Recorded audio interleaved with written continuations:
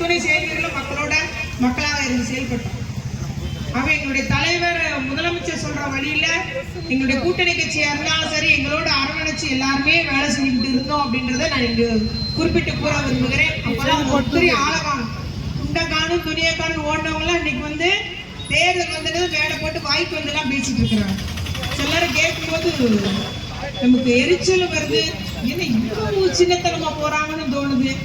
நம்மள எல்லாம் முட்டாளம் நினைச்சிட்டு பேசிட்டு இருக்கிறாங்க. வெறும் பஞ்சு டயலாக் மட்டும் இயக்குனர் எழுதி கொடுத்தத அப்படியே வச்சுக்கிட்டு பஞ்சு டயலாக் மட்டும் பேசிட்டு இருக்கிறவங்க இருக்காங்க. அதுலயும் அர்த்தமே கிடையாது, சொல்றதுலயும் அர்த்தம் கிடையாது. நம்ம என்னைக்கோ அறிவிச்ச வாக்குறுதியை செயல்படுத்தப்பட முடியாத வாக்குறுதி இன்னைக்கு சொல்றாங்க. அவங்க சொன்ன வாக்குறுதி சொல்றாங்கன்னு அவங்களுக்கே தெரியாது, புது கட்சிக்காரங்க யாருக்குமே தெரியாது.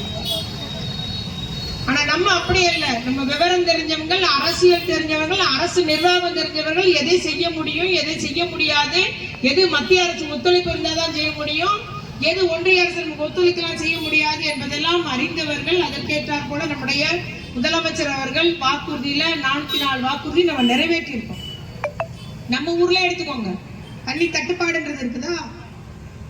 ஒரு காலத்துல 3 நாளைக்கு ஒருக்கா இருந்தது. இப்ப நிறைய இடங்கள்ல தினமும் தண்ணி வசதி பண்ணிருக்கு. சில இடங்கள்ல ஒரு நாள் விட்டு ஒரு நாள் தண்ணி வருது. புறநகர் ஃபுல்லா பாத்தீங்கன்னா ரேஸ்புரம் போனீங்கன்னா வண்டி வச்சு தண்ணிக்கிற ஒரு காட்சியை நம்ம பார்க்கலாம்.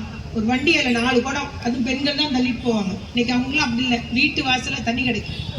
அவங்க நல்ல முறையில குடிநீர் வசதி செஞ்சிருக்கிறோம், அடிப்படை கட்டமைப்பு வசதி செஞ்சிருக்கோம். பூங்காவா இருந்தாலும், மகளிர் பூங்காவா இருந்தாலும், இல்ல அறிவுசார் மையங்களா இருந்தாலும், லைப்ரரி 210 டிரான்ஸ்பார்மர் அமைச்சிருக்கோம். தூத்துக்குடி தொகுதியில மட்டும் எங்கெல்லாம் குறைந்த அந்த மின் அழுத்தம் இருந்தது அங்கெல்லாம் சரி செய்யப்பட்டிருக்கு.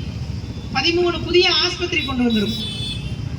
இவ்வாறு படிப்படியாக கட்டமைப்பு சாலை, பேவர் பிளாக் சாலைகள், மழைநீர் வடிகால், எப்போதும் சின்ன மழை வந்தாலும் பிரெயின் நகரா இருக்கட்டும், அம்பேத்கர் நகரா இருக்கட்டும், ரூல்கமாபுரமா இருக்கட்டும், எல்லாம் தண்ணியில மிதக்கும். போன வருஷம் முந்தின வருஷம் அந்த நிலைமை இல்லை.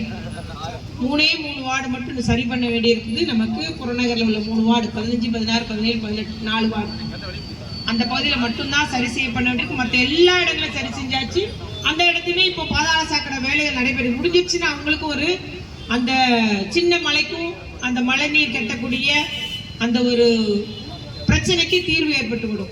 அதுபோல அடுத்தது நமக்கு அடுத்த பிரச்சனை என்னது? டிராபிக்.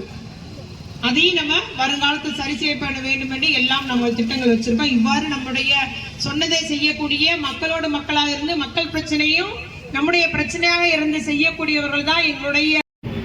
எப்போதும் அழைத்தாலும் கூட்டணி வெற்றிக்காக முழுமையாக தன்னை அர்ப்பணித்துக் கொள்ளக்கூடிய இயக்கங்கள் தான் இன்றைக்கு அனுபவித்து நிற்கிறதே தவிர யாரையும் எதிர்பார்த்து அடிமை சாசனம் எழுதுகிற இயக்கமாக இந்த அணி அமையவில்லை என்பதை புரிந்து கொள்ளுங்கள்.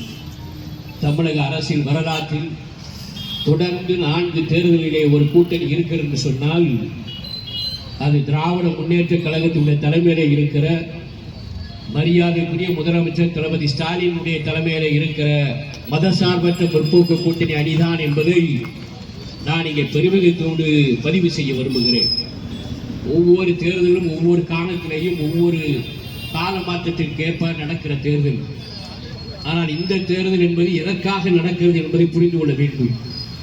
நம்முடைய உரிமைகளை பெறுவதற்காக, உரிமைகளை முற்றிலுமாக பறிக்கிற கூட்டத்தில் இருந்து நம்மளை பாதுகாத்துக் கொள்வதற்காக தமிழகத்தில் இருந்து நிற்கிற நபர் மட்டுமல்ல, தமிழகத்துடைய முதலமைச்சர் மட்டுமல்ல, இந்தியாவுடைய அரசியலுக்கு வழிகாட்டியாக இருக்கிற முத்துவேல் கருணாநிதி தலைமையில் அமைந்திருக்கிற இந்த கூட்டணி தான் மக்களுடைய உரிமைகளை பெறுகிற கூட்டணி என்பதை மறந்து விடாதீர்கள்.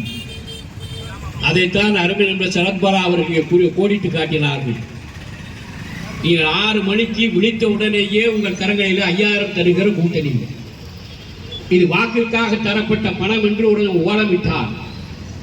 இந்த நாட்டில் தமிழகத்தில் அதிகமான கடனை இந்த 8 கோடி மக்கள் மீது திணிக்கிற ஒரு அரசு இங்கே நடந்து கொண்டிருக்கிறது என்று ஓலமிட்ட கூட்டம் உண்டு.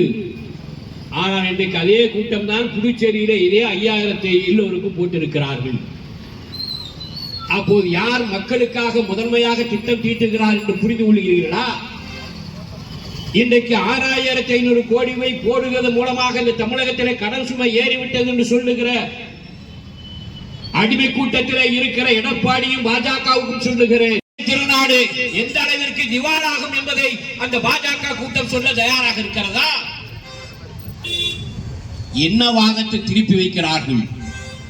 இந்த சந்தியிலே பேசுகிற போது சொன்னதாக என்னுடைய முன்னாள் மாமன்ற உறுப்பினர் கந்தசாமி சொன்னார், இந்துக்களுக்கு விரோதமான இயக்கம் திராவிட முன்னேற்ற கழகம் என்று. பதர்களே, 3000 கோயிலுக்கு 4 வருடத்திலே கும்பாபிஷேகம் குடமழுக்கு நடத்திய ஒரே இயக்கம் திராவிட முன்னேற்ற கழகம். மறந்து விடாதீர்கள். முத்தமலை